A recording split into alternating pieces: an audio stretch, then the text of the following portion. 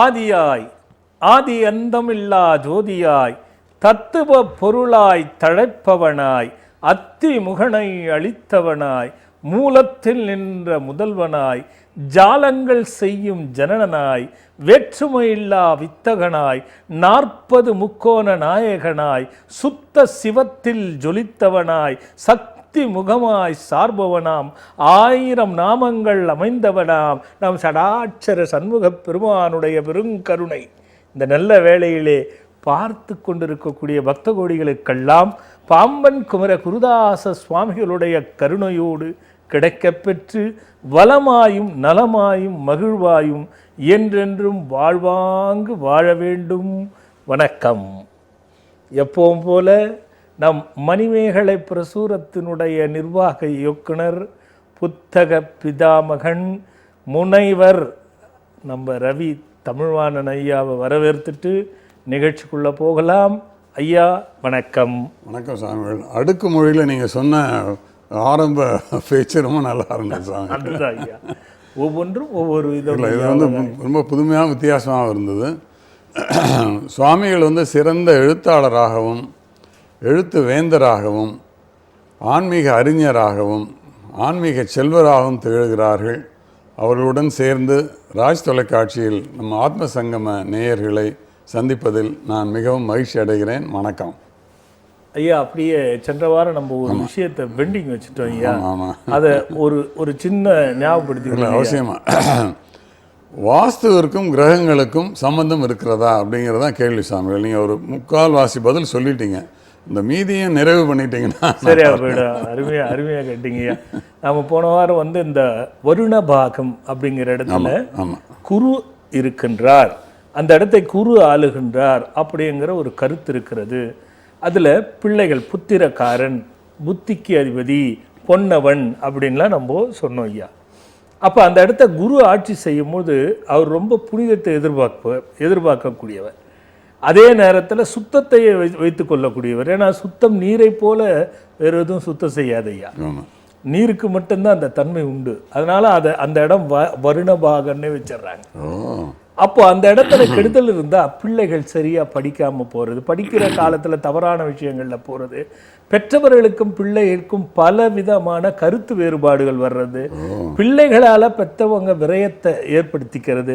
தொழில் செய்யணும்னு சின்ன பிள்ளையிலேயே ஆரம்பித்து கொடுத்து கடனை வாங்கி போட்டு அது கடன் அடைக்க முடியாமல் அவர் இவங்க தலையில் அதை சுமந்துருவாங்க, அவர் தொழிலை நஷ்டம் பண்ணிட்டு வந்துடுவார். இது மாதிரி இருக்கக்கூடியது. அதே மாதிரி நகை தங்காமல் அடகு வைக்கக்கூடியது. அதே நேரத்தில் அந்த நம்ம புத்திக்கு சம்பந்தப்பட்ட குழப்பங்கள், ஒரு முடிவையும் தெளிவாக தேர்ந்தெடுக்க முடியாமல் வேதனைப்படுறது, இதெல்லாம் அந்த இடம் இந்த வருணபாகம் தென்மேற்குக்கும் வடமேற்குக்கும் மையத்தில் வருவது ஐயா.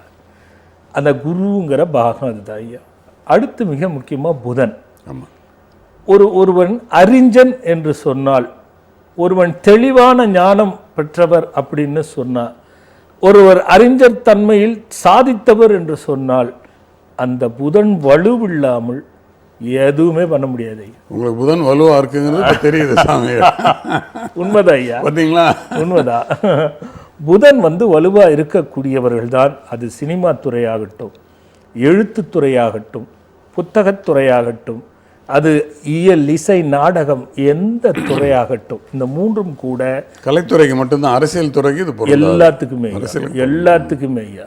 அதாவது அந்த விஞ்ஞானத்துவமும் பணமும் சேர்ந்து அறிவு சார்ந்து செயல்களை செய்து வெற்றியாளனாகி அதன் மூலியமாக பொருளையும் புகழையும் ஈட்டுகின்றவருக்கு புதன் தேவையா. அந்த புதன் என்ற மூளைதான் அந்த வாயு மூளை அப்படின்னு சொல்லக்கூடிய வடமேற்கு திசையா.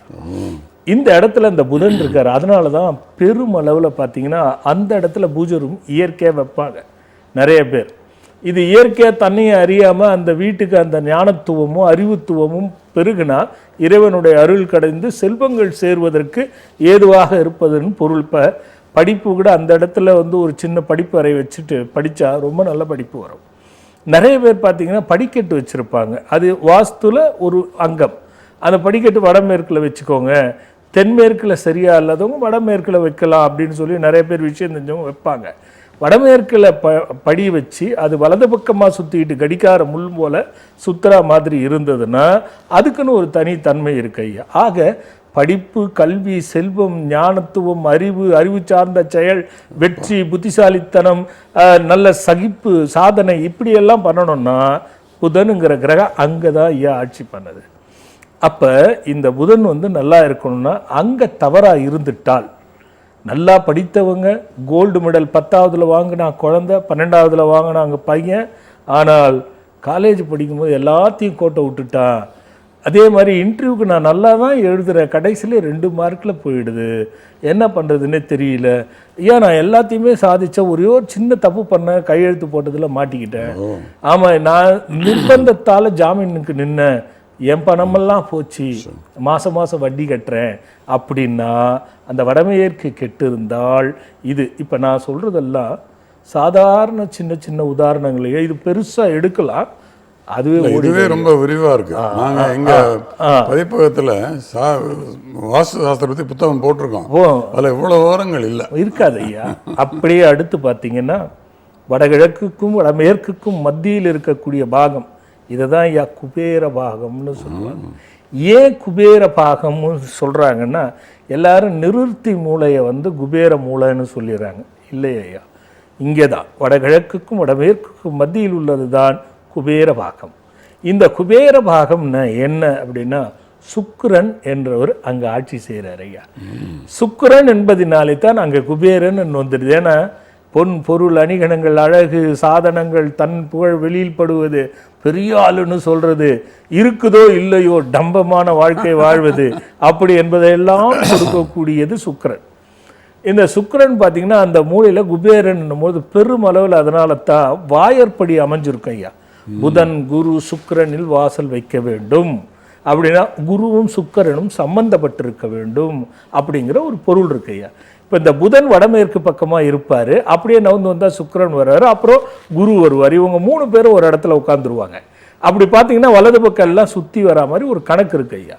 அப்போ இந்த குபேர பாகம்ங்கிற சுக்கிரன் ஆட்சி செய்யக்கூடிய பாகம், இந்த பாகம் அந்த வீட்டில் கெட்டு இருந்தால் பணமும் தங்காது, நகைகளும் தங்காது, திருமண தடையை ஏற்படுத்தும். அதே நேரத்தில் திருமணம் ஆகியிருந்தாலும் பெண்ணோ ஆணோ பிரிந்து இருக்கக்கூடிய சூழ்நிலை ஏற்படும்.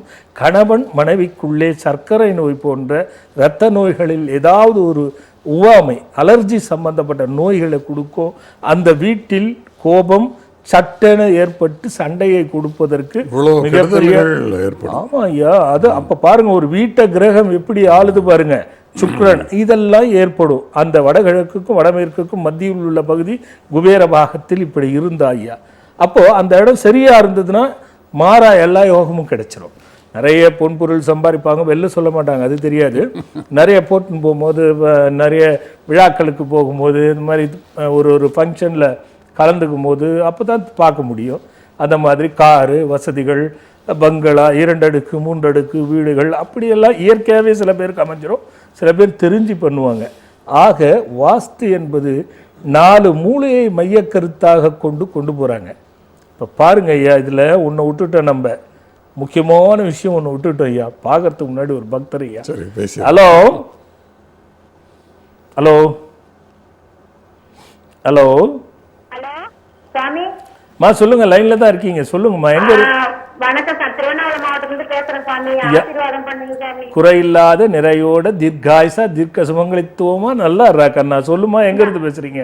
திருவண்ணாமலை மாவட்டத்திலிருந்து பேசுறேன் சாமி. யாருக்கா கேட்க போறமா? எனக்கு அதுதான் சாமி கேட்கணும். என்ன பேர்ரா கண்ணு? தேவகி சாமி. என்னம்மா? தேவகி. தேவகி. பாரதியா? தேவகி. கோமதி? தேவகி. தேவகி. பாலாஜியா?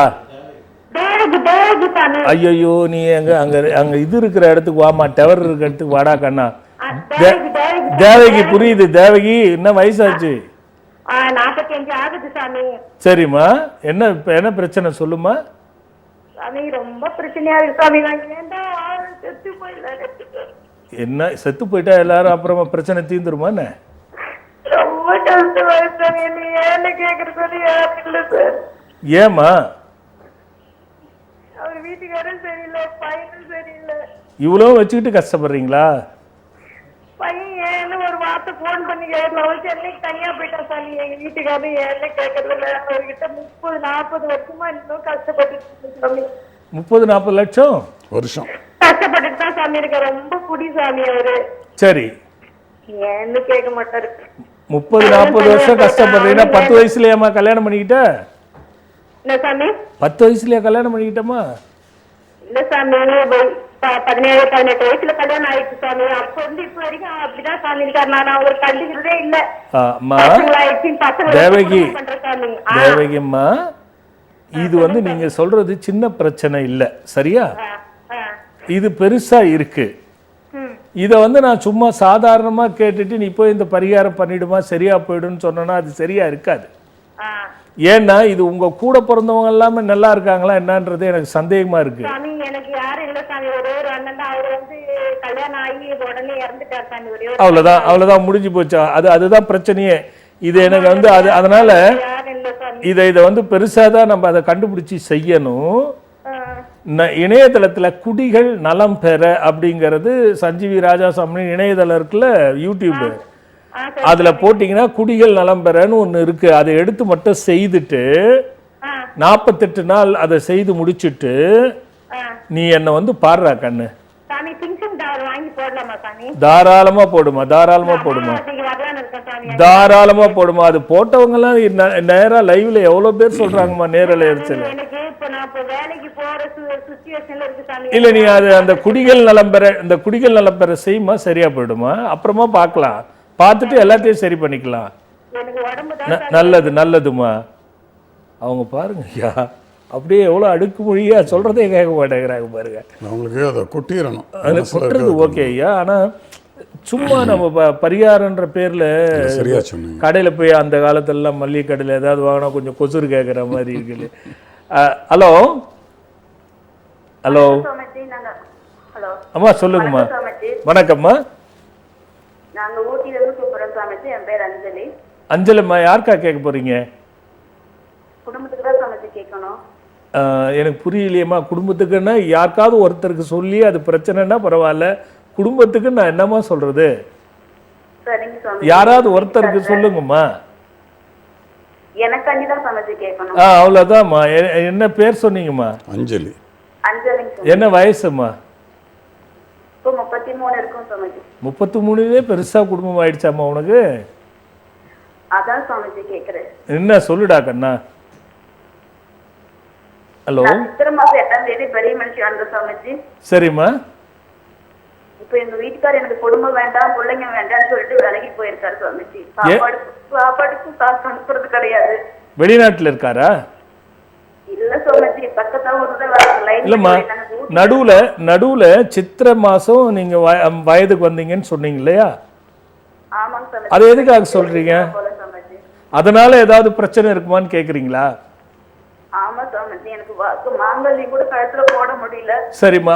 ரெண்டாவது ஒரு அபாஷன் ஆச்சாம்மா? முதல் குழந்தை பிறந்த ரெண்டாவது அபாஷன் ஆச்சா? அது இல்ல சாமிஜி, அதுல ரெண்டாவது அந்த குழந்தை பிறந்திருக்கு, தெரியாம கூட நான் கவனிக்கல சாமிஜி. அது புரியலம்மா. இல்ல சாமிஜி, ஆகல.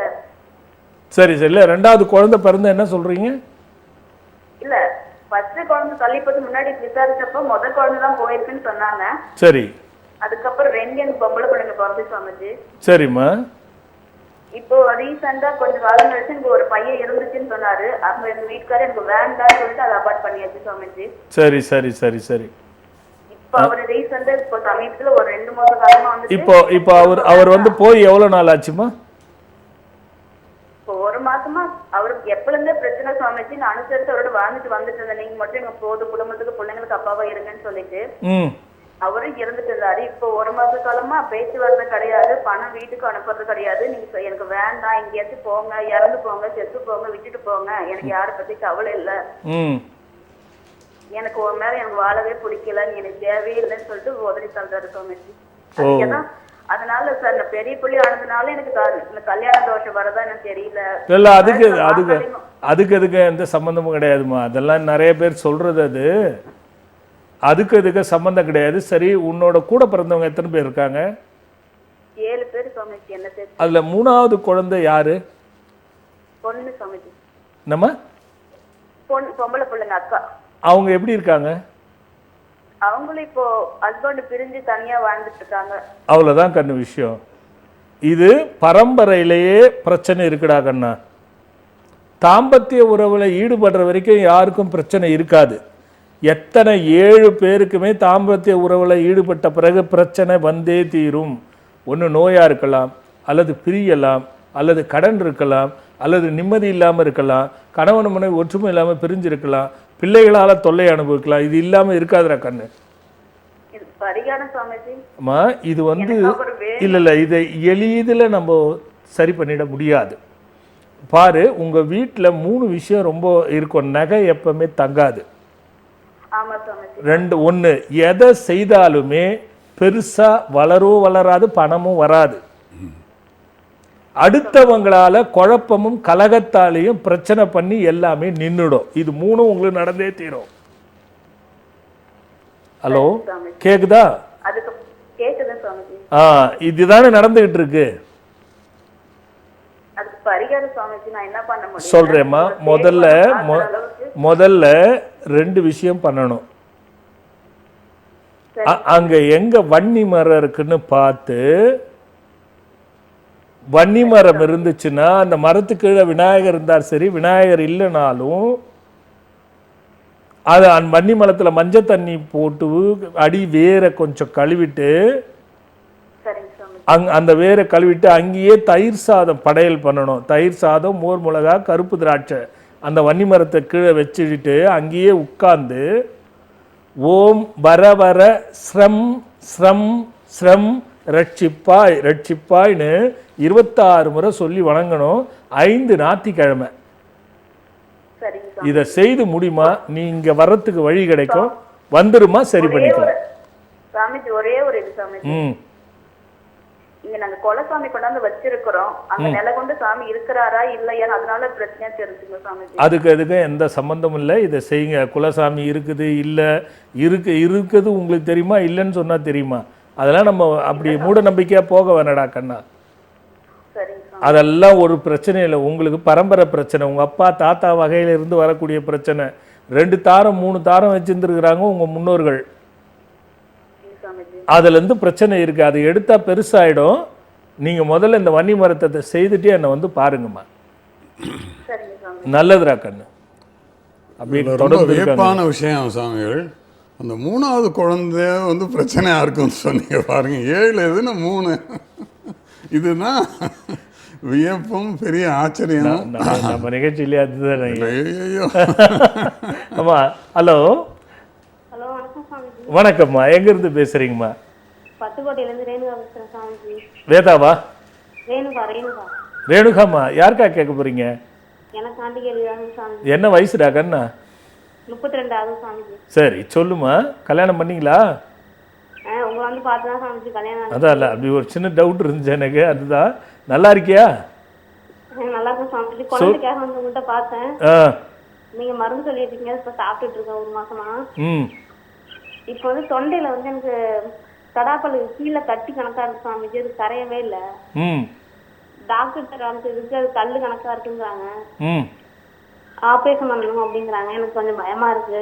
செவ்வாய் தசை நடக்குது, செவ்வாய் புத்தி நடக்குது, சனி தசை செவ்வாய் புத்தி. அதுல வச்சு பிரச்சனை இருக்குமா சாமிஜி? சனி தசையில செவ்வாய் புத்தி கட்டி இருக்குது, ஆபரேஷன் பண்ணணும்னா பண்ணிடு. அதுதான் நல்லது. நீ பண்ணலன்னா பெருசா வைக்கும். அதுல இன்னொரு விஷயம் இருக்கு. இன்னைக்கு நிகழ்ச்சியை தொடர்ந்து பாருமா. ஒரு விஷயம் வருது, அதுல வேணா பங்கு கொண்டு பார்க்கலாம். அதுக்கப்புறமா நீ போயிட்டு ஆபரேஷன் பண்ணிக்கம்மா. சொல்லுமா. அந்த விளக்கு கூட சொல்லிருக்கீங்களா இந்த குழந்தைக்காகலாம், இந்த வெள்ளிக்கிழமை அன்னைக்கு. அது வாழைத்தண்டு தாம்பத்தண்டு 3ல போட சொல்றீங்க. வீட்டுல போடணுமா இல்ல கோயில்ல போடணுமா? பச்சரிசி பரப்பி அதுலயே இருக்குமேடா கண்ணு. டைம் போட்டிருக்கீங்க, அதெல்லாம் தெரியுது. ஆனா வீட்டுல போடணுமா கோயில்ல போடணுமா டவுட்டா இருக்கு. வீட்டுல போடுறா கண்ணா. சரி சாமி, ரொம்ப நன்றி. கோயில் எழுதலைன்னா வீடு, கோயில் எழுதி இருந்தா வீடு இல்லை. அவ்வளவுதான். Very simple. ரொம்ப நன்றி சாமி. எந்த புக்கை படிச்ச? எந்த புக்குன்னு தெரியல, ஒரே புக்கை தான் படிச்சேன். நல்லதுடா கண்ணு, பண்ணு.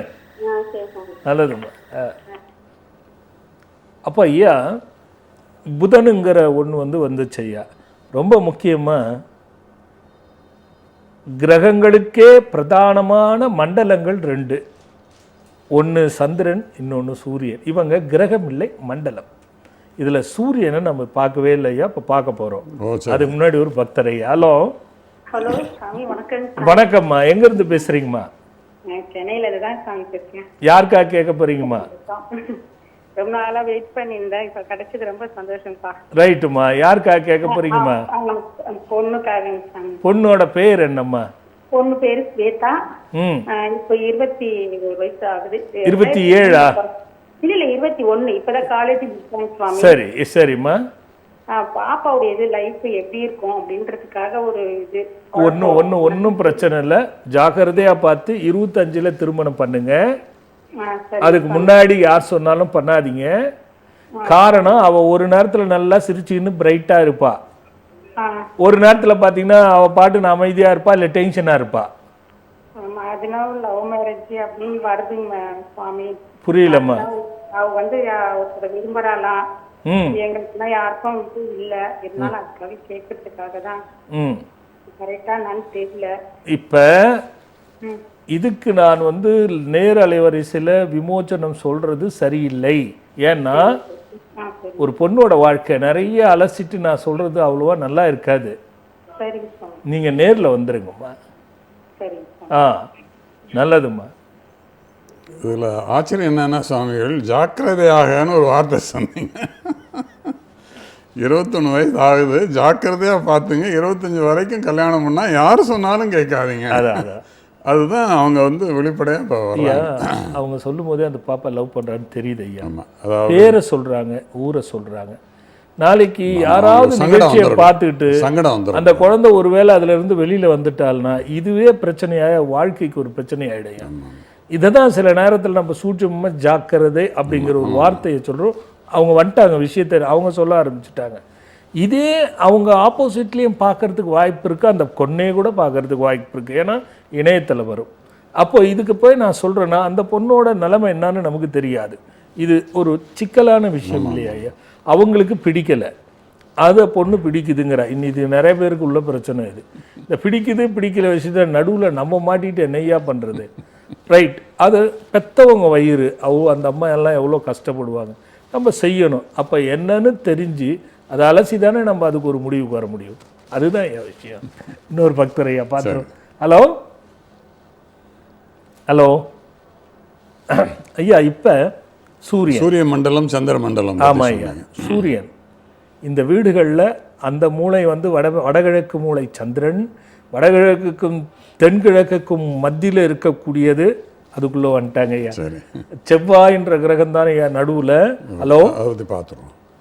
ஹலோ அம்மா சொல்லுங்க. வணக்கம் சாமிஜி. வணக்கம்மா. நான் சிங் டாலர் 2 வாங்கியிருக்கேன் சாமிஜி. சரிடா கண்ணா. அது பாப்பாவுக்கு போட்டிருக்கோம். அவன் நல்லா பண்ணிட்டு இருக்கா, இது இன்ஜினியரிங் எடுத்திருக்கான். சரிம்மா. அவன் நல்லா படிச்சுட்டு இருக்கான், நல்லா தான் வந்திருக்கான். இன்னொரு பையனுக்கு சின்ன பையனுக்கு போட்டேன். சரி. அவன் 10th பாஸ் ஆயிருக்கான், +1 ஃபெயில் ஆயிட்டான் சாமிஜி. சிங் டாலர் அவன் சொல்லிச்சுட்டான், அது ஃபெயில் ஆயிட்டான். அதுதான் கேட்கணும் சாமிஜி. அம்மா, சிங் டாலர் தொலைதுன்னா அந்த குழந்தைய நம்ம வாட்ச் பண்ணணும்னு அர்த்தம். அதில் 3 விஷயம் இருக்குது. ஒன்று, குழப்பம் ஏற்படுறது, சேர்க்கை சரியில்லாத பழக்க வழக்கம் மாறுறது, காதலில் விழறது. இது 3த்துல ஏதாவது ஒன்று இருக்கும். அது அவன் பசங்க கூட சரியா பேசவே மாட்டான். வீட்டுல எப்ப பார்த்தாலும் பொம்மை டிவியே தான் பார்த்துட்டு இருப்போம். என்ன பார்க்குறான்? பொம்மை டிவி, அந்த பேய் படமே பார்ப்பான் சாமிஜி. இல்லை, அதுதான் நம்ம கொஞ்சம் ஜாக்கிரதையா. அதுவும் பழக்கம் தானே, அந்த பழக்கத்தை மாற்றணுமா, பேய் பழக்கத்தை மாற்றணும். ஒன்றும் வேணா, நீங்கள் திரும்ப அந்த டாலரை வாங்கிட்டு போட்டுட்டுங்க. அவன் பேர் என்ன? சுஜித். என்னம்மா சுதீஷா? சுதீப். என்ன வயசாச்சுங்க? 11வது படிக்கிறான். 11வது படிக்கிறான். சரிம்மா, நீங்கள் என்ன பண்ணுங்க, நீங்கள் சிங் மந்திரம் சொல்லி சமைக்கும் பொழுதும், அவனுக்கு காஃபி டீ சாப்பாடு போடும் பொழுதும் அந்த மந்திரத்தை சொல்லி போடுங்க. அந்த மந்திரத்தை சொல்லி கொடுங்க. முதல்ல இதை செய்யுங்க. சாமி. செய்துட்டு அதுக்கப்புறம் டாலரை வாங்கி போடுங்க. சரிங்க சாமி. 48 நாள் தொடர்ந்து இந்த மாதிரி கொடுத்து பாருங்க. சரிங்க சாமி. அதுல மாற்றம் வந்துருச்சுன்னா விட்டுறலாம், இல்லைன்னா அவனை அழைச்சிட்டு வந்து என்னை பார்த்துருங்க. சரிங்க சாமி. இது விக்ரமாயா கூட 3 வாங்கியிருக்கிறேன் சுவாமிஜி. 2 வீலருக்கு, காருக்கு எல்லாத்துக்குமே வாங்கியிருக்கேன். 2 வீலருக்கு வாங்கினது மட்டும் இப்போ வச்சிருக்கேன். வண்டி புக் பண்ணியிருக்கிறேன் சுவாமிஜி. இன்னும் வரல. வந்துருமா, அது நினைச்சாலே வந்துடும். அது விக்ரமாயாக்கு அந்த சக்தி உண்டு. அப்புறமா எங்க குடும்பத்தை ஆசீர்வாதம் பண்ணுங்க. குறையில்லாத நிறையோடு தீர்காயுசா தீர்க்க சுமங்கலித்துவமா குழந்தை திரும்பியும் நல்லா படிச்சு நல்லா இருங்கம்மா. சரிங்க சாமிஜி. நல்லதும்மா. இதில் ஒரு வித்தியாசம் பார்த்தீங்கன்னா சாமிகள், முதல்ல இருசக்கர வாகனம் வாங்கி அதில் விக்ரமாயா வைப்பாங்க. விக்ரமாயா வாங்கி வச்சுக்கிட்டு இருசக்கர அது வந்து இது வந்துடும் ஐயா. அதுக்கு தான் ரெண்டுத்துல அந்த லிங்க் இருக்குல்ல ஐயா. ஒரு சின்ன இடைவேளைக்கு போயிட்டு வந்துடலாம் ஐயா. மாதத்தில் ஒரு நாள் முழு நிலவான சந்திரன் மறைக்கப்படுகிறது. ஆம், அதுதான் அமாவாசை. சந்திரன் முழுமையாக மனம் சம்பந்தப்பட்ட மண்டலமாகும். சூரியனின் செயலான ஆழ்மனமும் சந்திரனின் செயலான மனதும் அன்றைய நாளில் நம்மில் பல பேருக்கு உடலில் ஏதோ மாற்றம் உண்டாவது போலான எண்ணத்தை உருவாக்கி உடல் ரீதியான பயம், குழப்பம், மந்திர தந்திர சூனியங்கள் என்கிற நினைவுகளை கொடுத்து வேதனை ஏற்பட காரணமாக திகழ்கிறது என்பதை உணர்கிறோம் அல்லவா? ஆம், இதுவே அமாவாசையின் நிகழ்வு. நம் மன போராட்டங்களுக்கும் வாழ்க்கையில் ஏற்படும் பிரச்சனைகளுக்கும் காரணமான இந்த அமாவாசையில் சூட்சுமமான முறையில் வழிபாடு செய்வது நமக்கு நல்ல பலனை தரும் என்பதில் மாற்று கருத்து இல்லை. மகாபாரத போருக்கே அமாவாசையில் செய்யும் வழிபாடு வெற்றி தரும் என்பதை கணக்கிட்டு கொடுக்கப்பட்டதை நாம் அறிவோம் அல்லவா? அதே போல சந்திரனை புனிதப்படுத்தி வளர்பிறையாக பிரதிபலிக்கச் செய்வதைப் போல உங்கள் வாழ்க்கை போராட்டங்கள் அனைத்திற்கும் தீர்வாகி பிரகாசமாக நல்லவைகள் எல்லாம் வளர்ந்து வருவதற்கு அற்புதமான காரிய சித்தி தரும் மந்திர வெற்றிலை வேள்வி மாதம் தோறும் வரும் அமாவாசை தினத்தில் நம் தவத்திரு சஞ்சீவி ராஜா சுவாமிகளின் ஸ்கந்தாலிகா ஆசிரமத்தில் மிகச் சிறப்பாக மாலை 3 மணி முதல் 6 மணி வரை நடைபெறுகிறது. நீங்கள் உங்கள் இல்லத்தில் 5 வெற்றிலையில் ஜூம் ச என்ற பேஜாட்சர மந்திரத்தை மஞ்சளை கொண்டு மோதிர விரலால் எடுத்து 5 வெற்றிலையின் மீது எழுதி ஒரு பிரார்த்தனையை வேண்டிக் கொண்டு ஸ்கந்தாலயா ஆசிரமம் வந்து நடைபெறும் வேள்வியில் உங்கள் கைகளால் சமர்ப்பணம் செய்ய வேண்டும். பயம் அகற்றி காரிய சித்திகள் பெற்று மகிழ்வாய் வாழ்ந்திட அழைத்து மகிழ்கிறோம். மீண்டும் நம் ஆத்ம சங்கமம் நிகழ்ச்சிக்குள்ள போகலாம். ஐயா, சூரியன், இந்த மையப்பகுதியை வந்து சூரியன் ஆளுகின்றார். ஒரு வீட்டோட மொத்தத்தையும் மையத்தில் சூரியன் ஆள்வதனால் சுற்றி இருக்கிற கிரகங்கள், நான் சொன்னது போல் சந்திரன், செவ்வாய், இந்த பக்கம் ராகு, அப்படியே சனி, கேது, குரு, புதன், சுக்கிரன், இது அப்படி ஒரு ஸ்கொயர் வந்துடுச்சுங்களா. சென்ட்ரல சூரியன், இதுதான் நவகிரகத்திலையும் இருக்கும். சென்ட்ரல சூரியன் இருப்பார். இந்த சூரியன் சென்ட்ரு பாகம் நிறைய வீட்டில் கெட்டு போயிடும் ஐயா. நான் வாஸ்துப்படி தான் கட்டினேன், ஆனால் என் வீட்டில் பிரச்சனை இருக்கேன்னு ஒரு தரப்பில் இருக்கு ஐயா. அது என்னன்னா, மையப்பகுதியும் அவங்க பில்டிங் கட்டிட்டு இருப்பாங்க ஐயா. ஹாலை ஓரமாக வச்சுட்டு மையப்பகுதியில் ரூமை வச்சு அந்த மையமே இல்லாமல் ஒரு வீடு இருக்கும் ஐயா. இல்லை, முற்றம் வச்சா ஒரு தீர்வு கிடைக்குமா? அதாவது அந்த மையப்பகுதி ஃப்ரீயாக விட்டுறணும் ஐயா, அதில் எதுவும் வைக்கக்கூடாது. இந்த மையப்பகுதி நம்ம ஆதி காலத்தில் பாருங்க, இன்னைக்கும் நீங்கள் காரைக்குடி, அதுக்குதான் நான் வந்தேன் பாருங்க. இன்னைக்கு நீங்கள் காரைக்குடி நீங்கள் பாருங்க, எல்லா இடத்துலையுமே மையத்தில் இருந்து ஒளி உள்ள வர மாதிரி தான் வச்சிருப்பாங்க. கண்ணாடி அது இல்லைன்னா வேறு மாதிரி விதத்தில் காரைக்குடி சைட்லாம் இன்றைக்கும் இருக்காது. அந்த மாதிரி வீடுகளுக்கு வாஸ்து பார்க்க வேண்டிய அவசியம் இல்லாமல் இருந்தது. காரணம் என்னன்னா, சூரியன் தான் ராஜா.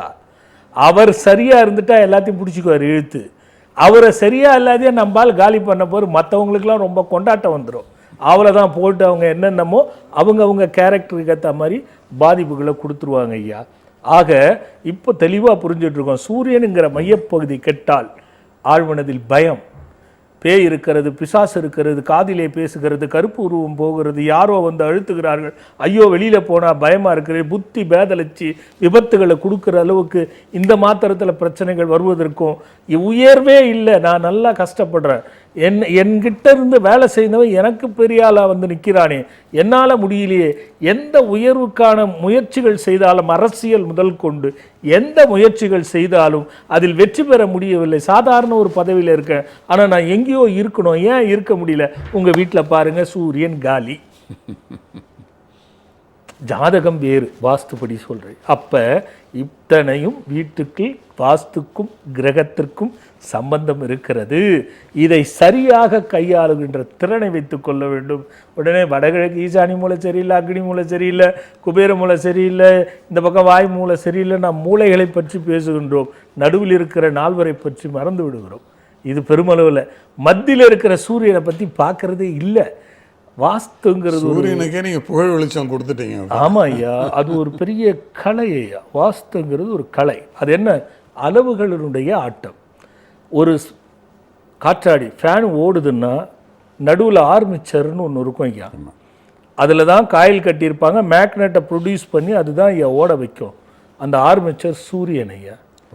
சுற்றி இருக்கக்கூடிய அந்த மேக்னெட் இருக்கு பாருங்க, அதில் வந்து கோர்லேயே இருக்கும் அந்த மேக்னெட். எளிதான உதாரணம். ஆமாம், இதெல்லாம் கிரகங்கள் ஐயா. ஒரு மேக்னெட் முன்னே வந்துட்டாலும் அது சுத்தாது ஐயா. ஆர்மிச்சர் கெட்டு போச்சுன்னா ஃபேனே சுத்தாது ஐயா. இதான் ஐயா வாஸ்து. அது மாதிரி வச்சுக்கணும் ஐயா. ஐயா நீங்கள் ஏதோ ஒருத்தரை பற்றி சொல்லணும்னு சொன்னீங்க ஐயா, சொல்லுங்க ஐயா. நம்ம எழுத்தாளர் டாக்டர் தாமரை ஹரிபாபுன்னு இருக்காங்க, உங்களுக்கும் அவங்கள தெரியும். உங்களுக்கு வந்து எழுத்துவேந்தர் அப்படின்னு பட்டம் கொடுத்த பொழுது அவர்களுக்கு 1 லட்சம் ரூபா பரிசு நம்ம கொடுத்தோம். 50,000 பிரசவங்கள் பார்த்தவங்க. அவங்கக்கிட்ட அவங்க ஒரு வேண்டுகோள் சொல்லியிருக்காங்க.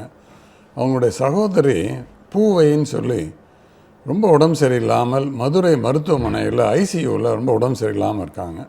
அவங்க குணமடையணும்னு ஒரு பிரார்த்தனை, நீங்கள் ஒரு பிரார்த்தனை, ஒரு வாழ்த்து. பூவை நாமகரண தேவோ வர்த்தன ஆயுஷ்மான் பவ தேவோ சர்வ சங்கட நிவாரயாயே தேவோ பூவை பாலகியாஸ்தான மந்திராஸ்மாத்திர தேவோ குருமூர்த்தனுகிரக ஷடாட்சர சண்முக பலசித்திதராய நமோ சர்வரோக நிவாரண ஆயுஷ்மான் பவா. ரொம்ப நன்றி சாமிகள்.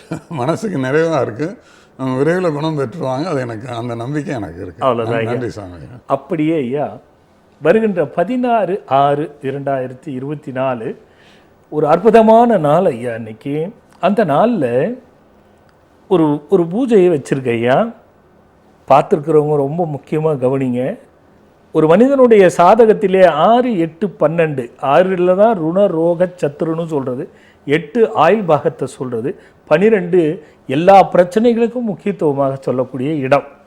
இதில் எந்த கிரகங்கள் இருந்தாலும் பிரச்சனைக்குரியது என்பது வந்து 100க்கு 70-75 விழுக்காடு. இதை மனிதன் கடக்காமல் இருக்கவே முடியாது. ருண ரோக சத்துரு, இந்த 3ம் தான் மனிதனின் பிரச்சனைகளுடைய தொகுப்பாகி 9ஆக பிரதிபலித்து அதில் 96 தத்துவத்திலே போயிட்டு 64 வேதனைகளை கொடுக்குது ஐயா. இது சாஸ்திர மூலத்தில் இது பண்ணி செய்ய போறீங்க. ஆமாம், அந்த 64 தத்துவத்தை ஒரு அற்புதமான சித்தாந்த சுவடி இருக்கு ஐயா. அந்த சுவடியில் இருந்தவர் ருண ரோக சத்ரு சாந்தி பைரவா சந்தான அஷ்டகம்னு ஒன்று இருக்கு ஐயா. அது உள்ளே போய் எடுத்தால் அது உள்ள இந்த ரகசியம் இருக்கு ஐயா. அகத்திய கிரந்த சூஸ்திரத்தில் அந்த வழிபாடு 16ஆம் தேதி ஞாயிற்றுக்கிழமை தசமி திதி, அந்த 6/16/2024 ஐயா. ஒரு அற்புதமான வழிபாடு இருக்கு ஐயா. அந்த விளக்கம் நம்மோட பகிர்ந்துக்காம பக்தர்களுக்கும் தெரிஞ்சு அவங்களும் பங்கு கொண்டு இணக்கி கொண்டு அதில் வந்து சங்கல்பித்து பெரிய பலனை அடையணும். இந்த ருண ரோக சத்துருலேருந்து தப்பிக்கணும், பாதுகாத்துக்கணும், தடுங்களாகணும். 100க்கு 100 பேருக்கு நடக்குதோ இல்லையோ, உண்மையாக கலந்துக்கிறவங்களுக்கெல்லாம் கண்டிப்பாக 70-75 விழுக்காடு நடக்கும். எந்த அளவுக்கு நம்பிக்கை கொண்டு பங்கு கொள்கிறாங்களோ அந்த அளவுக்கு அவங்களுக்கு பலன் கிடைக்குங்க. அப்படிப்பட்ட நாள், அதை பார்த்துட்டு வந்துடுவோம். அவசியம் பார்ப்போம்.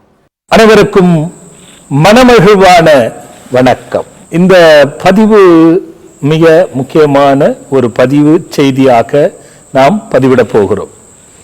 அதாவது வருகின்ற 16/6/2024 ஞாயிற்றுக்கிழமை காலை 10 மணி முதல் ஒரு அற்புதமான வேள்வி நடைபெறவிருக்கிறது.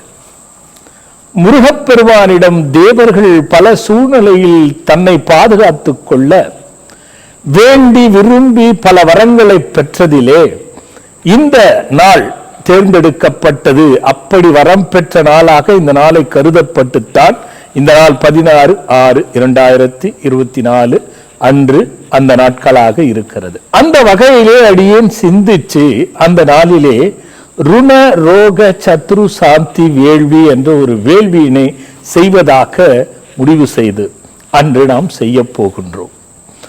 இந்த ருண ரோக சத்ரு அப்படி என்பது உங்க எல்லோருக்கும் பொதுவாக தெரியும். இருந்தாலும் ஒரு மனிதனுக்கு பிரச்சனை என்பது அதிகமாக இருக்கிறது என்றால் இது மூன்றினுடைய தொகுப்பாகத்தான் மற்றவைகள் எல்லாம் இருக்கும். அப்போ ருண ரோக சத்ரு என்பது ஒவ்வொரு மனிதனும் இதனை அனுபவிக்காமல் இருக்கவே முடியாது. அப்படி இந்த ருண ரோக சத்ருகள் இல்லாமல் ஒரு நல்லதொரு நிலையை ஈய வேண்டும் என்பதற்காகத்தான் அந்த பூஜையினை நாம் 16/6/2024 அன்று ஞாயிற்றுக்கிழமை காலை 10 மணிக்கு செய்ய போகின்றோம். மிக முக்கியமான வேள்வி என்பதால் ஒரு அற்புதமான பலனை கொடுக்கக்கூடிய நாள் என்பதால் உங்களை சங்கல்பத்தில் இணைத்துக் கொள்ளும் பொழுது ருண ரோக சத்துரு முடிந்தவரை நிவர்த்தி ஆகி அவை அணுகாமல் இருந்து நல்லதொரு இலக்கை எட்டி மனமகிழ்வோடு வாழ்வதற்கு ஏதுவாக இருக்கும் என்பதனால் அனைவரும் பங்கு கொண்டு பலனும் பயனும் அடைய வேண்டும். சரி, நிறைய பேருக்கு ருண ரோக சத்ரு அப்படி என்றால் முழுமையாக என்னவென்று தெரியாது. ருணம் என்பது கடன் என்பது பொருள்.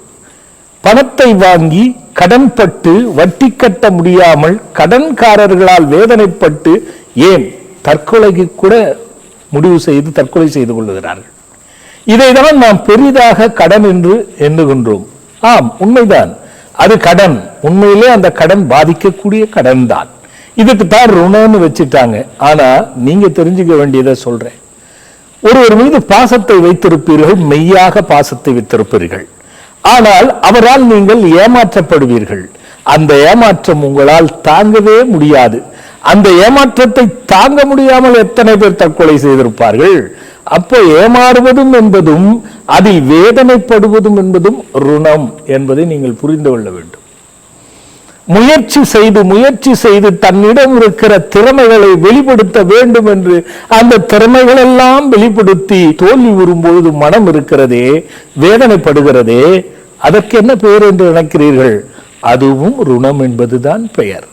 பிள்ளை குட்டிகள் பெற்றவர்கள் முதல் கொண்டு பாசத்தை வைத்துவிட்டு தேவையில்லாத பிரச்சனைகள் வருகிறது பாருங்க. யார் அந்த குடும்ப சுமையை தாங்க முடியாமல் வேதனைப்படுகிறார்களோ அதற்கும் ருணம் என்றுதான் பொருள். ஆக தான் உண்மையாக இருந்து தான் மெய்யாய் உழைத்து தான் நல்ல அறிவுகள் பலத்தோடு செயல்பட்டு எந்த பலனும் இல்லாத பொழுது அதில் வேதனைப்பட்டீர்கள் என்றால் அதற்கு பேர் ருணம் என்பது பொருள். இப்ப உங்களுக்கு ஒரு அளவுக்கு புரிஞ்சிருக்கும். அடுத்தபடியா ரோகம். ரோகம் என்பது என்ன? நோய். இந்த நோய் எப்படி இருக்கிறது? மனிதனுக்கு மனிதன் செய்கின்ற வினையால் மனிதனுக்கு ஏற்படுகின்ற நோய்கள், விலங்குகள், பூச்சிகள், புழுக்கள் போன்ற ஜந்துக்களால் ஏற்படுகின்ற நோய்கள், இயற்கை சார்ந்து ஏற்படுகின்ற நோய்கள், இதெல்லாம் நம்ம மனசுல கணக்குல வச்சுக்கணும். தான் நெறியில்லாமல் சில விஷயங்களை தவறாக பயன்படுத்திவிட்டு ஆகாரம் முதல் கொண்டு தவறாக உபயோகப்படுத்தி தன்னைத்தானே ஏற்படுத்திக் கொள்வதும் நோய்தான். ஆக இயற்கை நோய் என்றுதான் நாம் நினைத்துக் கொண்டிருக்கிறோம். இல்லை, நமக்கு நாமே நோயை வரவைத்துக் கொள்வதும் உண்டு. அப்போ பூர்வ ஜென்மமாக தொடரும் பொழுது முன்னோர்களுக்கு இருந்த நோய் உங்க தாத்தாவுக்கு இருந்திருக்கலாம், உங்க அப்பாவுக்கு இருந்திருக்கலாம், அதுதான் உனக்கு பிரச்சனை அப்படின்னு இன்றைய வழக்கில் நாம பேசுவதுண்டு. அப்போ இயற்கை சார்ந்து இல்லாமல் நாம் செயற்கை சார்ந்த விஷயங்களில் எத்தனை விதமான உபாதைகளை அனுபவிக்கின்றோம். இதற்கு ரோகம் என்பது பொருள். அப்போ இந்த ரோகம் இயற்கை சார்ந்ததை தவிர செயற்கையாக வந்துவிடக் கூடாது என்பதனுடைய கருத்தில் வைத்துக் கொண்டுதான் அன்று நாம் அந்த வேள்வியினை செய்கின்றோம். அடுத்தபடியாக மிக முக்கியமாக சத்ரு. இந்த சத்ரு என்பது என்ன? எதிரி. யார் எதிரி? இதை நாம் முதலில் வைத்துக் கொள்ள வேண்டும். வெளியில் இருக்கின்ற எதிரி இடத்திலே பயப்படுவீர்கள், அல்லது சரணடைவீர்கள், அல்லது பயத்தால் வேறு விதத்தில் ஜெயிக்க முயற்சிப்பீர்கள். எப்படி வேணுமானாலும் இருக்கலாம். சில பேருக்கு என்ன ஏற்படும்? எதிரிகளால் வழக்கு ஏற்படும். எதிரி யார்? வெளியிருந்து வரப்போகிறார்களா? உற்றார், உறவு, நெருங்கிய சொந்தங்கள். பெருமளவில் இதில் தானே பிரச்சனைகளே. அப்ப அதுல வழக்கு ஏற்படுவதற்கும் அதுதானே காரணம். அது மட்டும் இல்லாமல் காதலித்து திருமணம் செய்து கொண்டு இருவரும் நல்ல அற்புதமான காதலில் ஈடுபட்டு கடைசியில் வாழ முடியாமல் விவாகரத்துக்கு ஒருவரும் ஒருவர் எதிரியாகி சத்ருவாகி போவதற்கு காரணம் என்ன? அதுவும் சத்ருதானே. அப்ப ஒவ்வொரு சத்ரு என்பதில் மிக முக்கியமா நீங்க மனசுல வச்சுக்கோங்க. முதல் சத்ரு ஒவ்வொருவருக்கும் மனம். இந்த மனம் சம்பந்தப்பட்ட வகையிலே தான் பிரச்சனை. இதை தவிர்த்து எதிரிகள் என்பது நம்மை அடக்குமுறை செய்வதும், நம் மீது பொறாமை கொண்டு எதிர்ப்புகளை தெரிவித்து வழக்கு போன்ற விஷயங்களில் ஏற்படுத்திக் கொள்வதும், நேரெதிரி, பின்னெதிரி, மறைந்த எதிரி, இப்படி 3 எதிரிகள் இருக்கிறார்கள். நம் பக்கத்திலே இருப்பார்கள், நமக்கு தெரியாது. ஆனால் அவர்கள் செய்யற அந்த சத்ரு வேலை இருக்கு பாருங்க, அதுதான் சம்ஹாரம். பெரிய சண்டை, போராட்டம், நிம்மதியின்மை, கொலை, களவு, சூது, இதிலெல்லாம் மாட்டி சீரழிவதற்கு காரணமாக திகழ்வது எது? சத்ரு. இதில் பல விஷயங்கள் நீங்களே சிந்தித்து பாருங்கள். ஆக இந்த ருண ரோக சத்ரு என்பதனை பற்றி முழு விளக்கம் எடுத்தால் அது பெரிய அளவில் இருக்கும். புரிந்து கொண்டிருப்பீர்கள் நினைக்கின்றேன். ஆக இப்படிப்பட்ட விஷயங்களில் நீங்கள் சிக்கி ருணத்தாலும் ரோகத்தாலும் சத்ருகளாலும் வேதனைப்படக்கூடாது என்பதை கருத்தில் கொண்டு தேவரும் இந்திராதிகளுக்கும் உபதேசிக்கப்பட்டு வழிபட்டு அதன் மூலியமாக அந்த ருண ரோக சத்ருவை வென்று வாழ்ந்தார்கள் என்பதனால் இது நடைபெறும். இது ஞாபகம் வச்சுக்கிட்டீங்க. அடுத்து மிக முக்கியமாக அதே அனுபவ ரீதியாக நான் கண்டிருக்கிறேன். முதலிலே செவ்வாய் சனி சேர்க்கை. யார் யாருடைய ஜாதகத்தில் செவ்வாய் சனி என்பது எங்கு லக்னம் என்று போட்டிருப்பதற்கு எந்த வீட்டிலே செவ்வாய் சனியும் அமர்ந்திருந்தாலும் நீங்கள் நன்றாக யோசித்து பாருங்கள். ஏதாவது ஒரு போராட்டத்தை சந்திக்காமல் உங்களால் இருக்க முடியவே முடியாது. மறைந்த திருமண தடைகள், பல தடைகளுக்கு அதுவும் ஒரு காரணம். மறைந்த ருண ரோக சத்துருவை கொண்டு வருவதற்கு அதுவும் ஒரு காரணம் என்பது முதல். அடுத்தபடியாக லா என்ற வீட்டிலிருந்து 1, 2 எண்ணிக்கொண்டு 6வது வீட்டிலே செவ்வாயோ சனியோ இருந்தால், அல்லது செவ்வாயும் சனியும் இருந்தால், அதே போல் 8வது வீட்டிலே செவ்வாயும் சனியும் இருந்தால் அதே லக்னத்தில் நின்று எண்ணிக்கொண்டு வர வேண்டும். அதே 12வது வீட்டில் செவ்வாய் சனி இருந்தால், இது முக்கியமா கருத்தில் வச்சுக்கோங்க. அதே மாதிரி செவ்வாயும் சனியும் பார்க்கப்பட்டால், சனி எங்கு இருக்கிறாரோ அவர் அங்கிருந்து செவ்வாயை பார்ப்பது, செவ்வாய் எங்கு இருக்கிறாரோ அங்கிருந்து அவர் சனியை பார்ப்பது, இப்படி இருவரில் ஒருவர் பார்ப்பது, இருவரும் பார்ப்பது என்ற கணக்கு இருக்கிறது இல்லையா? இது போல உங்க ஜாதகத்தில் இருப்பவர்களுக்கு மட்டும் இங்கதான் நீங்க குறிப்பிட வேண்டும். இது போல் ஜாதகத்தில் இருப்பவர்களுக்கு மட்டும் மிக சிறப்பான பூஜையாக, வழிபாடாக இந்த ருண ரோக சத்துரு சாந்தியிலே சிறப்பு அனுமதியோட, குறைந்தது சொற்பமான பேர்கள், இந்த மாதிரி ஜாதகத்துல நிறைய பேருக்கு இருக்கும். மொத்த பேரும் வந்துட்டா எங்க இங்க உட்கார வச்சு பண்ண முடியாது. அதனால அனுமதி, முன் அனுமதி பெற்று, இந்த விவரம் உங்களுக்கு புரியலன்னா அலைபேசியில தொடர்பு கொண்டு கேளுங்க, உங்களுக்கு விளக்கமா சொல்லுவாங்க. மேலும் இப்ப நான் படத்துல காட்டிட்டு இருக்கேன், உங்களுக்கு புரிஞ்சிட்டு இருக்கோம். இந்த சிறப்பான ஒரு விஷயத்துக்கு 6, 8, 12 செவ்வாயும் சனியும், செவ்வாய் சனி பார்வையும் சம்பந்தப்பட்ட விஷயத்திலே உள்ளவர்களுக்கு மட்டும் அசித்தாங்க பைரவர் முன்பாக ஒரு சிறப்பு தரிசனத்தோட, சிறப்பு விஷயங்களோட நீங்கள் பங்கு கொண்டு பார்த்து பயனடைவீர்கள் என்பதில் எந்த மாற்று கருத்தும் இல்லை. அதனால இந்த சிறப்பு அனுமதி பெறுபவருக்கு மட்டும்தான் அஜிதாங்க பைரவர் முன்பாக இந்த பூஜை நடக்கும். இதுல விஷயம் என்ன தெரியுமா, பார்த்துட்டீங்கல்ல, உங்க ஜாதகத்துல அப்படி இருக்குது இல்ல, முடிவு பண்ணிட்டீங்கல்ல, அப்படியே அந்த ஜாதகத்தை எடுத்துட்டு வந்துருங்க. அதுதான் சிறப்பு. அந்த ஜாதகத்தை எடுத்துட்டு வந்து இங்க அதை வாங்கி வழிபடுவது உங்க கையால வச்சு பூஜை பண்ண போறீங்க. அதுல ஒன்றும் மாற்று கருத்து இல்லை. அது என்ன விவரம் என்பதை நேரில் தான் நீங்கள் பார்த்து தெரிந்து கொள்ள போகிறீர்கள். அதனுடைய விவரத்தை நீங்கள் அலைபேசியிலே தொடர்பு கொண்டு கேட்கலாம், அதை சொல்வார்கள். அடுத்தபடியாக மூன்றாவதாக வெளிநாட்டில் உள்ளவர்கள். இந்த வெளிநாட்டில் உள்ளவர்கள் ஒவ்வொரு முறையும் அலைபேசியில கேட்கறதும் சரி, கமெண்ட்ஸ்ல கேட்கறதும் சரி, எங்களுக்கெல்லாம் இந்த வாய்ப்பு கிடைக்காதா, எங்களுக்கெல்லாம் கொடுக்க மாட்டீங்களா, இப்படி என்று பல விதத்துல நேரிலும் வந்து கேட்டவர்கள் எத்தனையோ பக்தர்கள் இருக்கிறார்கள். அதில் ஒன்றும் மாற்று கருத்து இல்லை.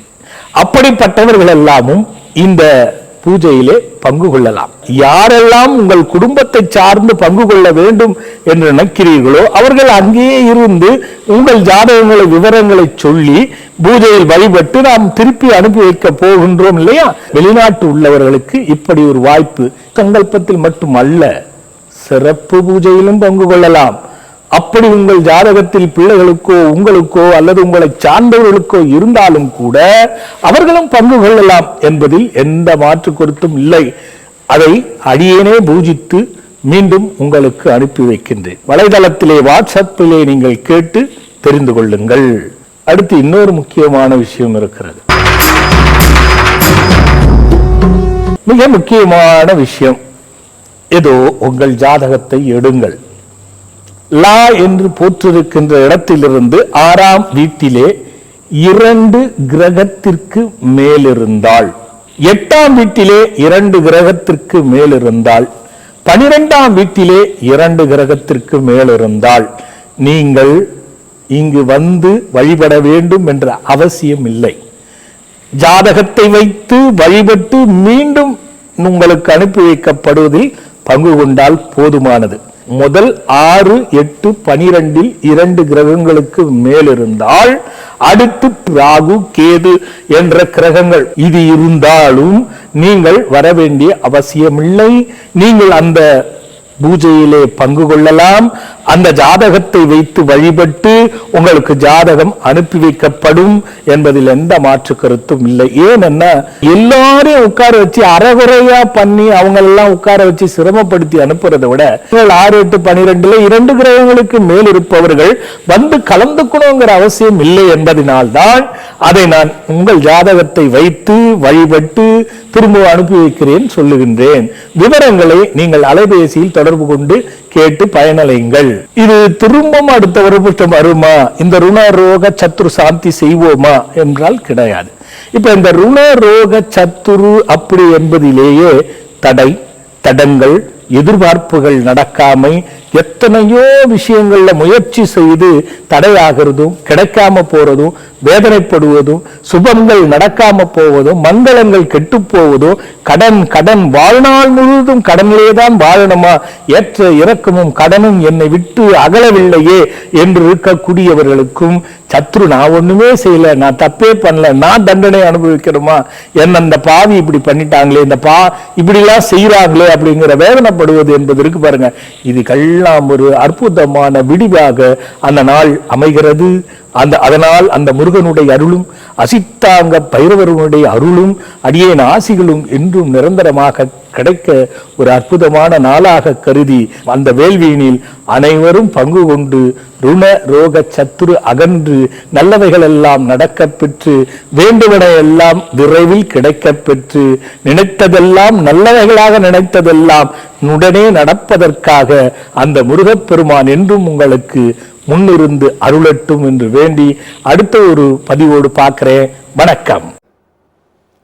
மீண்டும் நம்ம நிகழ்ச்சிக்குள்ள போகலாம். பார்த்துருப்பீங்க, இது எத்தனை விதமான ஆய்வுகளுக்கு பிறகு இந்த விஷயத்தை நாம் சொல்ல வேண்டியதாக இருக்கிறது. ஏன் ஜாதகத்தை இணைத்து நான் வைத்திருக்கிறேன் என்றால், ரொம்ப முக்கியமாக நீங்கள் தெரிஞ்சுக்க வேண்டிய விஷயம் என்னென்னா, கிட்டத்தட்ட 37 ஆண்டுகளுடைய அனுபவங்களை ஆராய்ந்து பார்க்கும் பொழுது அதில் இந்த கிரகங்கள் எங்கிருந்தால் என்ன பிரச்சனை என்பதை வருபவர்களின் மூலியமாக நாம் கேட்க, சொல்ல, அவர்கள் ஏற்றுக்கொள்ள, அந்த பிரச்சனைக்கு தீர்வு கொடுத்து அந்த தீர்வு ஆக இதையெல்லாம் எப்படி நடக்கிறது என்பதை நாம் கண்ணுற்றுதான். பாருங்கள், மூட நம்பிக்கை உள்ளது என்பது வேறு. நானே சில விஷயத்தில் மூட நம்பிக்கை வைக்காதீங்கன்னு சொல்லுவேன். சிலர் நம்பிக்கை இருக்கிறவங்க இருப்பாங்க, தெரிஞ்சுக்குவாங்க. சிலர் அறகுறையாக நம்புவாங்க, அறகுறையாக தெரிஞ்சுக்கிட்டு பேசுவாங்க. சிலர் சுத்தமாக நம்பிக்கையே இல்லாத இருப்பாங்க. இது மனிதருடைய இயல்புகள். இதை நம்ம விட்டுடுவோம். நாம் எது வெற்றி பெற்று இந்த ருண ரோக சத்துரு பெருமளவில் வராமல் பாதுகாக்கணும், அப்படி வந்துட்டால் அதுக்கான தீர்வு கிடைக்கணும். இப்போ நோய்க்கு இந்த பூஜையில் கலந்துக்கிட்டால் சரியாக போயிடுமானா இல்லை, அப்படி கிடையாது. பெருசாக பாதித்திருக்கிறவர்களுக்கு கூட தீர்வுக்கு வழிகாட்டும், அதில் ஒன்றும் மாற்று கருத்து கிடையாது. என்ன வழி என்பதை சரியான வழியை எடுத்துகிட்டு போய் அது வைக்கும். மிக முக்கியமாக தெரிஞ்சுக்க வேண்டியது என்ன, இதில் இந்த உங்கள் ஜாதகத்தை பார்த்து கலந்துக்கும் பொழுது முன்னெச்சரிக்கையாக நீங்கள் அப்பா இருக்குதோ இல்லையா நம்ம பண்ணிவிடுவோம், நமக்கு நிம்மதியாக இருக்கும்னு நினச்சிட்டா ஐயா இந்த 3 வராமல் பாதுகாத்துடலாம். ருணரோக சத்துரு வராமல் பாதுகாத்துடலாம். அதனால தான் 3 பிரிச்சேனா.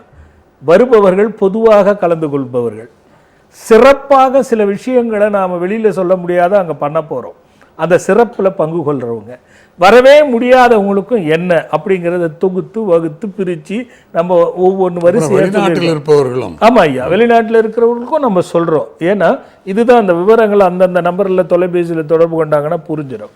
ஆக பொதுவாக வருவது என்பது உண்டு, சிறப்பாக கலந்து கொள்வது என்பது உண்டு, வராமலே ஜாதகத்தை அனுப்பிச்சு இதில் பங்கு கொள்வது உண்டு, வெளிநாட்டு உள்ளவர்களும் அமைச்சு பங்கு கொள்வது உண்டு.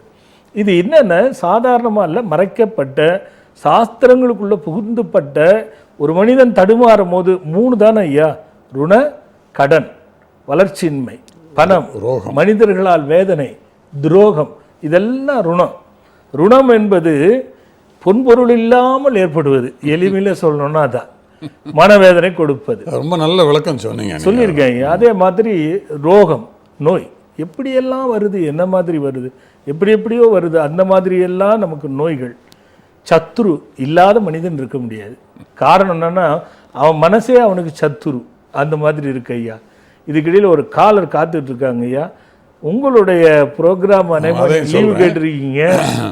இந்த 3 விஷயங்களை செய்வதற்கு 4 பாதைகளை நீங்கள் வழிவகுத்து கொடுத்துருக்க ஐயா. நல்லா இருக்காது. அந்த வகையில் ரொம்ப சிறப்பான ஒரு விஷயம். அது மட்டுமல்ல, ஜாதகர்களையும் ஆய்வாளர்களை இப்போ மாற்றி விட்டுட்டீங்க நீங்கள். எப்படி ஐயா? ஆமாம், ஜாதகத்தை பார்த்து லக்னத்துலேயும் எத்தனாவது இடத்துல நம்மளுக்கு இருக்குது அதுன்னு சொல்லி அவங்க பார்த்து அவங்களே இப்போ ஒரு ஜாதகத்தை புரிந்து கொள்ளக்கூடிய அளவுக்கு மிக எளிமையாக நீங்கள் அதை சொல்லி கொடுத்துருக்கீங்க. அப்புறம் நம்ம நேயர்களுக்கு நான் சொல்ல வேண்டிய ஒரு விஷயம், வருகின்ற மே 31ஆம் தேதி 3 வெளிநாடுகளுக்கு செல்கிறேன். மணிமேகலை பிரசுர புத்தக விற்பனை கண்காட்சியை நடத்துகிறேன். உங்களுக்கெல்லாம் தெரியும், சுவாமிகளின் 8 புத்தகங்களையும் மணிமேகலை பிரசுரம் வெளியிட்டு இருக்கிறது. அந்த வெளிநாடுகளில் நடைபெறுகின்ற விற்பனை கண்காட்சிகளில் சுவாமிகளின் புத்தகங்களும் நீங்கள் நேரில் பார்த்து வாங்கக்கூடிய ஒரு அருமையான வாய்ப்பு கிட்டுகிறது. மே 1ஆம் தேதியிலிருந்து 5ஆம் தேதி வரை துபாயிலும், 6ஆம் தேதியிலிருந்து 12ஆம் தேதி வரை சுவிட்சர்லாந்திலும், 13ஆம் தேதியிலிருந்து 16ஆம் தேதி வரை பிரான்சிலும் இந்த வெளியீட்டு விழாக்கள் நடைபெற இருக்கின்றன. என்னை தொடர்பு கொண்டு நீங்கள் அந்த எந்தெந்த இடங்களிலே இந்த விழாக்கள் நடைபெறுகின்றன என்பதை நீங்கள் அறிந்து கொண்டு நீங்கள் அவசியமாக சுவாமிகளின் புத்தகங்களை நேரில் பார்த்து வாங்கி பயனடையுமாறு கேட்டுக்கொள்கிறேன். நன்றி. ஐயாவோட அந்த ஆர்வம் எனக்கு தெரியும். அவர் நம் புத்தகத்தை மட்டுமல்ல, நம் புத்தகத்தை முக்கியத்துவமாகவும் பல எழுத்தாளர்களுடைய புத்தகங்களுமே அவர் கொண்டு போகிறார். ஏன்னா புத்தக அறிவு என்பது எப்பவுமே மூளையை புதுப்பிக்க அறிவாக இருக்கும். ஒவ்வொருத்தருக்கும் பல நூல்களை கற்றவர்கள் சில விஷயத்தை எளிதில் வெல்லக்கூடிய பக்குவம் உண்டு. அந்த வகையில் இது ஐயா போகிறதுடைய ஐயா என்னுடைய வாழ்த்துக்களும் ஆசைகளும் ஐயா. நன்றி சாமி. வென்று வாருங்கள் ஐயா, நன்றாக மீன்களை பிடித்து வாருங்கள் ஐயா. மீன் நீங்கள் உடனே எங்கேயாவது போயிடாதீங்க.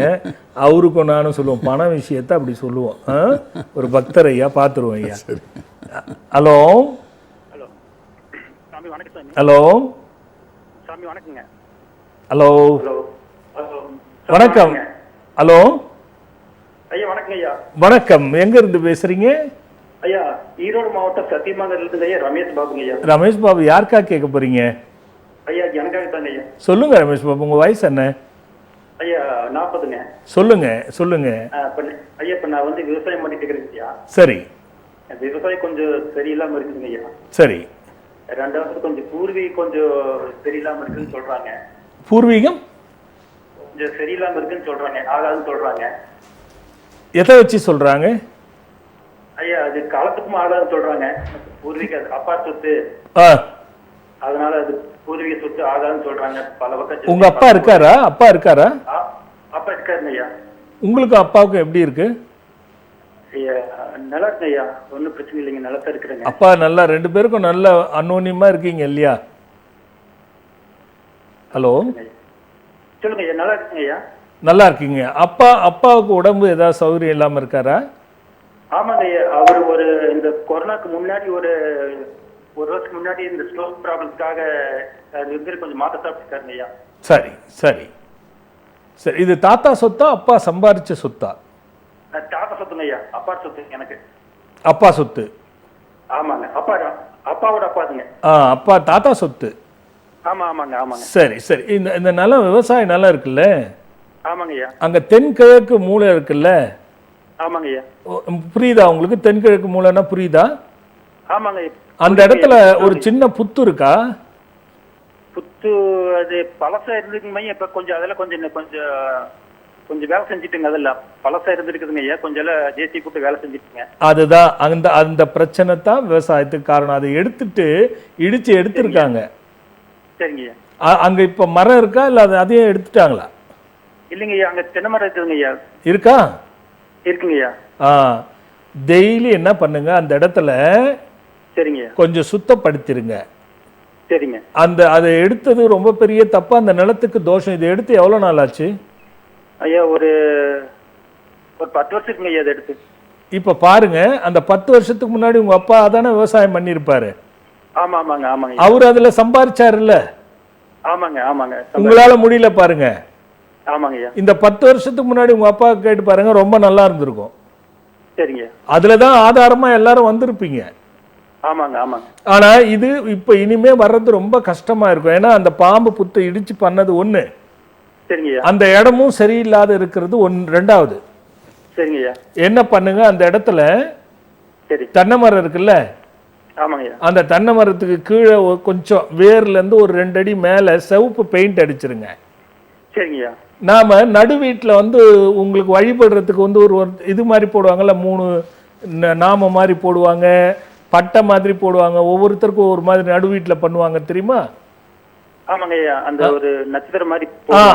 அதே போடுங்க. அந்த தென்னை மரத்துல சிவப்பு பெயிண்ட் அடிச்சு அதை போடுங்க. சரிங்க. போட்டுட்டு ஒவ்வொரு செவ்வாய்க்கிழமையும் சரிங்க அந்த இடத்துல சாம்பார் சாதம் செய்து வச்சு, சரிங்க, நல்ல ஒரு வாழை இலையில சாம்பார் சாதம் எழுதி வச்சு ஒரு துணி போட்டு மேல உட்கார்ந்துக்குங்க. சரிங்க. ஓம் சரவண பபாய ஹிரீம் குகா தானிய சரவண பபாய சித்திரஸ்து, இந்த மந்திரம் இணையதளத்துல வந்துரும். சரிங்க. இத 11 முறை சொல்லிட்டு தூபதீபம் காமிச்சு அந்த சாம்பார் சாதம் அங்க ஏழைகளுக்கு கொடுங்க. கொடுத்துட்டு ஒவ்வொரு முதையும் விதைக்கும் போது உங்க கையால சிங் சிங் மந்திரம் சொல்லிக்கிட்டு விதைச்சிட்டு அதுக்கப்புறம் ஆட்களை விடுங்க. அறுவடை செய்யும் போது உங்க கையால முதல் அறுவடையை சிங் சிங் மந்திரம் சொல்லிட்டு அறுவடை செய்துட்டு அதுக்கப்புறமா விவசாயம் பாருங்க, ஆளுங்களை விட்டு பண்ணுங்க. இத சரியா ஃபாலோ பண்ணுங்க, சரியா போயிடும். நல்லது. அருமையான யோசனை சாமி. எதுக்கு ஐயா தென்னை கண்டுபிடிச்சது? அது மட்டும் இல்லை, இந்த இதை எப்படி செய்யணுங்கிறது. அது போக அங்கே ஒரு பாம்பு புத்து இருந்ததா எடுத்தீங்களா? ஆமாம், ஜேசிபி போட்டு அழித்தோம். அவங்க தகப்பனாருக்கு வாத நோய் வந்ததுக்கு இது கூட ஒரு காரணமாக இருக்கலாம். ஆமாம், காரணமே அதுதான் ஐயா. அது தென்கிழக்குன்னு நம்ம கண்டுபிடிக்கிறது தான் ஐயா விஷயம். அதுக்கு இப்போ தான் நம்ம கிரகத்தை பற்றி பேசணும். அங்கே என்ன ஆச்சு? ராகு மூலை. இது நம்ம இப்போ நான் கிரகத்தை பற்றி வாஸ்து பற்றி கேட்டீங்களே, அப்போ என்ன சொன்னாங்க? அது ராகு மூலைன்னு. அப்போ தென்கிழக்கில் ராகு மூலையில் பாம்பு புத்து இருந்ததுன்னா அதை அழிச்சா ஒரு காலமும் மறைந்த விரயங்கள் நிறைந்து கொட்டிடும் ஐயா. பிரச்சனை ஐயா அது. அதுதான் இன்னொரு பக்தர். ஹலோ சாமி வணக்கம். வணக்கம். அங்க சாமி ஆசீர்வாதம் பண்ணுங்க சாமி, என்னையும் என் குடும்பத்தையும் குறையில்லாத நிறைவோடு தீர்க்க ஆயுசா தீர்க்க சுமங்கலித்துவமா நல்லா இருக்கணும். சொல்லுங்க சாமி. நல்லது சாமி, சந்தோஷம் சாமி. வந்து பாத்தீங்கன்னா சாமி, என் குடும்பத்துல வந்து பாத்தீங்கன்னா இப்ப கடன் தொல்லைகள் சுத்தி எல்லாரோடய சண்டை வருதுங்க. ஒரு தடவை போய் தம்பி இன்னைக்கு ப்ரோக்ராம் இன்னைக்கு நிகழ்ச்சி பார்த்துட்டு தானே இருந்தீங்க? ஆமா சாமி. ருண ரோக சத்ரு சாந்தி உங்க ஜாதகத்தை எடுங்க, நான் சொன்ன பிரச்சனை இருக்கும் பாருங்க. சனியும் செவ்வாயும் வந்து எனக்கு 7ல இருக்கு சாமி. சொல்லிட்டேனே, அதான் இருக்குன்னு ஸ்ட்ராங்கா சொல்லிட்டேன்னு இப்பதான் பார்க்காமயே. அதுல கலந்துக்குங்க, சரியாயிடும் தம்பி. சரிங்க சாமி. ஒரு தடவை நேரா பார்த்தா நல்லா இருக்கும்னு பாக்குறேன். இதுல பங்கு கொண்டு ஒரு 3 மாசத்துல சரியா இல்லைன்னா வந்து பாருங்க, 100% சரியாகும் தம்பி. இவ்வளவு போல்டா சொல்ல பாருங்க. ஒண்ணு இல்ல, உங்க ஜாதகத்தை நான் பார்க்கல, நீங்க சொல்றீங்க நான் சொன்னது உங்க ஜாதகத்துல இருக்குதுன்னு நான் எப்படி சொல்றேன் தம்பி? இதே நீங்க போதும் காமிக்கல. ஆமா ஐயா, வெற்றி பெறுவதற்கு இதே முதல் படி தம்பி. நீங்க கவலையே படாதீங்க. டெய்லி காலையில எழுந்து சூரிய நமஸ்காரம் காயத்ரி மந்திரம் சொல்லிக்கிட்டே இருங்க. இப்ப வர்றதுக்கு வரைக்கும் சொல்லுங்க. அதுக்குள்ள என்ன மாற்றம் இருக்குதுன்னு அன்னைக்கு சந்திக்கும் போது சொல்றேன். நீங்க சிறப்புன்னு ஒண்ணு இருக்கு, அதுல பங்கு கொள்ளுங்க. ஜாதகத்தை எடுத்துட்டு பொதுன்னு ஒண்ணு இருக்கு, சிறப்புன்னு ஒண்ணு கொடுத்துருக்கேன் பாருங்க. அது வெறும் சொற்பமான பேர் தான், 200-300 பேருக்கு மட்டும்தான் அனுமதி. அதனால அதுல பங்கு கொள்ளுங்க. சரிங்க சாமி. அதுல வீட்லயே வந்து கொஞ்சம் வாஸ்து பிரச்சனை இருக்குன்னு சொல்றாங்க. அது பாத்துக்கலாம், நேர்ல பார்க்கும்போது பாத்துக்கலாம், அது ஒன்றும் பிரச்சனை இல்லை. சரிங்க சாமி. வாங்க வாங்க வாங்க. நல்லது நல்லது ஐயா. வட்டம் போட்டாங்க ஐயா. சரி, வட்டம் போட்டாலும் அடுத்து என்னன்றதுனால ஒரு கேள்வி இருந்தா கேட்டுருக்கேன். ஆனந்தத்திற்கும் பேரானந்தத்திற்கும் என்ன வித்தியாசம்? அவ்வளவுதான், ரொம்ப எளிமையான கேள்வி. ஆனந்தத்திற்கும் பேரானந்தத்திற்கும் 2 ஆனந்தம். காத்துக்கிட்டு இருங்க, அடுத்த வாரம் பார்க்கலாம். வணக்கம். இதயத்திலே கோயில் கொண்டு அமர்ந்தவரே, இமயம் என காத்து நிற்கும் குரு அவரே, இதயத்தில்